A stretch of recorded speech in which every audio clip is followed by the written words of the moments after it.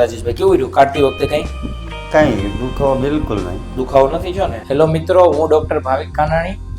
આજે આપણે રાજેશભાઈ જેઠવાની લાસ્ટ 2 દાઢો, ડાપણ દાઢો, આ 7 નંબરની દાઢ અને 8 નંબરની દાઢ બંને કાઢવાની છે.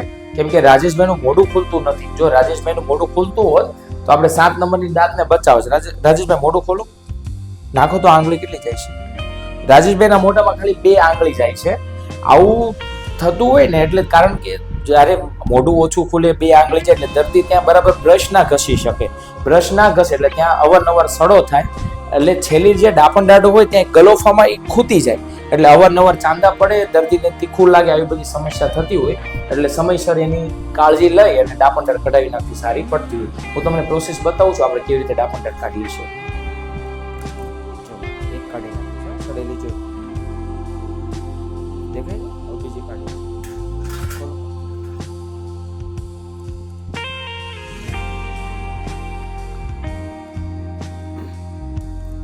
ઓકે, આ બીજી નીકળી ગઈ છે. હા, એ પણ સડેલી છે.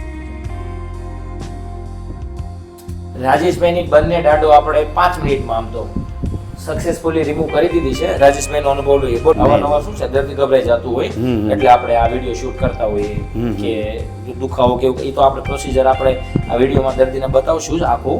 બરાબર છે? શું તકલીફ શું થતી તમને આ દાઢ હતી તો? તકલીફમાં એવું થતું કે હું જઈ અહીંયા ખાતો ને હા હા, તો મારે ત્યાં અવારનવાર બધું ભરાતું. બરાબર છે. અને એની હિસાબે મને છે ને ક્યારેક કરેક ખવાઈ જતું ને તો મને ત્યાં છોલાઈ જતું.